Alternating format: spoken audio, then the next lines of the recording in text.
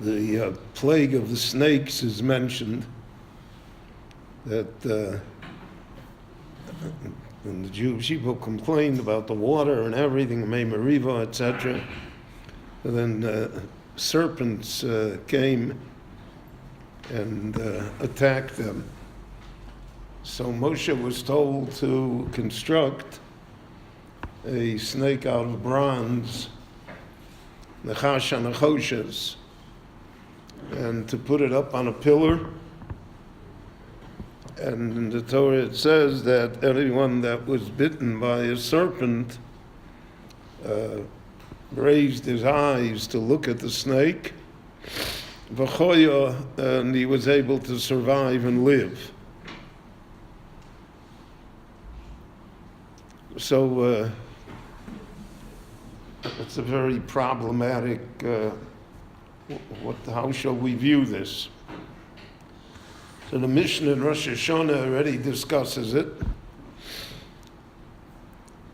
It discusses it in conjunction with another story of Moshe, that when the Jewish people made war with Amalek, Yoshua led them. So it said that Moshe, when he raised his hands, so then the Jewish people were successful. And when his hands were heavy and he could no longer hold them up, so then Begovar Amalek, then Amalek was successful. So he needed his brother Aaron, and he needed Hur to support his arms so that Yoshua would win the battle. So the Mishnah asks the simple question, V'chiyodov shel Moshe osim milchoma. What is Moshe, by raising his hands you win, what is that, a magic? And the same thing the Gemara asks here, and if you look at the snake, you're healed.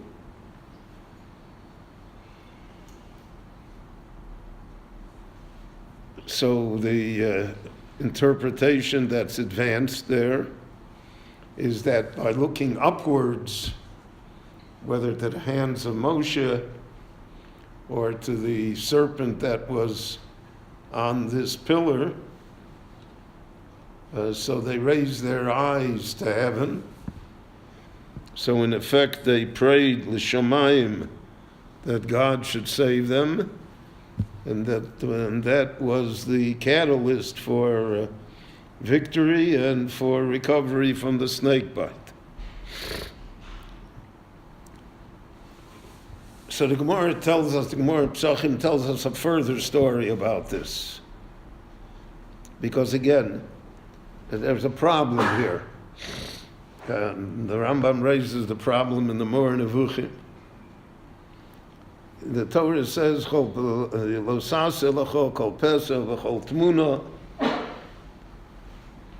don't make for yourself these things.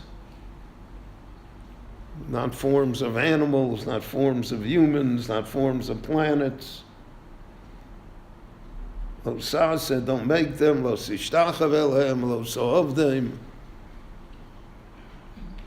That's really the pinnacle of Avodah Zorah.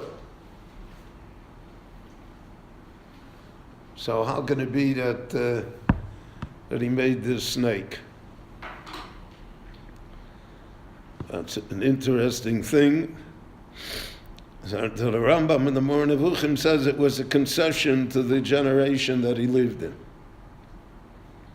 They were a generation that had left Egypt. They had been sunk for hundreds of years in idolatry. They could not deal completely with an invisible God, a God that had no symbols, etc. So therefore, in order to get them to pray, so the snake was the catalyst for it. That's something that they could identify with. But the Rambam seems to admit that it smacks of idolatry. So the Gemara teaches us later that Chizkiyahu HaMelech, who was a great tzaddik, The Gemara says, Bikesh Lasos Chizkiah Mashiach. Chizkiah Melech could have been the Mashiach, could be the end of the story. But didn't work out for various reasons. But anyway, Chizkiah did 6 things, the Gemara says. 3 things the rabbis agreed with, 3 things they didn't agree with. But one of the things that he did, that it was agreed to, was that he took this bronze serpent, which had, by then it was 1,000 years old, the Nachash and Achoshes that Moshe made, and he took it and he destroyed it.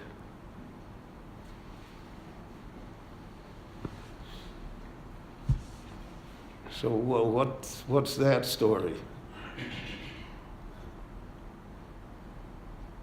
So again, according to the Rambam and those that followed him, they followed his view, Ibn Ezra also talks in that same vein, is that somehow, be it a later generation, 1,000 years later, people were sophisticated enough because understanding Torah is an evolution, right? It's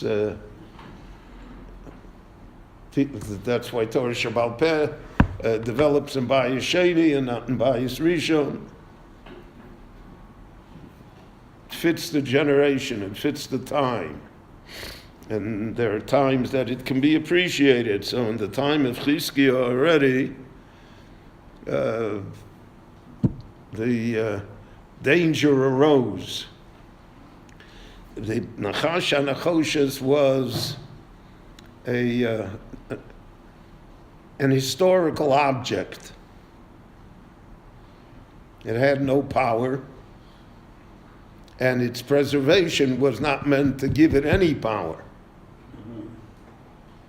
It was a historical object. We would like to see the Nachash HaNachoshes that Moshe Rabbeinu made, just as we would like to see it. We would like to see many things from that time. It's one of the fascinations that archaeology has on the human mind, is we like to see what it was. But the only thing was that at the time of Chizkiah already, they did not treat that, so to speak, a memorial, as a reminder of an historic event. But they saw it as though it had power. And if you believe that it had power, so then in the generation which we see throughout Bayis Rishon, the Jewish people are constantly lapsing into Avodah Zarah. The social pressures of the neighboring nations is so great that it's always up and down, so that the father of Chizkiah worshipped Avodah Zarah and the son of Chizkiah worshipped Avodah Zarah. So therefore he felt he had to destroy it because of the fact that people no longer viewed it as a historic, it wasn't a museum piece anymore, but it had reality to it. People who were bitten by snakes or who had other things happen to them thought that it had a curative power. It could save them. So therefore they didn't invest, so to speak, in HaKadosh Baruch Hu. They invested in the snake, which was, again, part of the dividing line between Avodah Zarah and Lahavdil, what the Jewish people were told to believe. Avodah Zarah was they felt the idol had a power. They felt that separate God had a power, that it really existed. And the Jewish people came to say that all of this is nonsense. Now you have today in the world, for instance, you have this in the world today. I mean, the church has relics. They got bones from the skeletons of saints. And people come and worship them. Of course, they charge money for it, but religion is always attached to money. That is its Achilles heel. But they have relics. In the Middle Ages, it was a big business. And they used to sell pieces of wood and say it was from the tree that they made the Salem that they crucified Yoshua on. So it didn't make any difference that there was enough wood to make a forest. People believe. Because people want to believe, and because most of what happens to us in the world is not rational. It is not explainable. It makes no sense.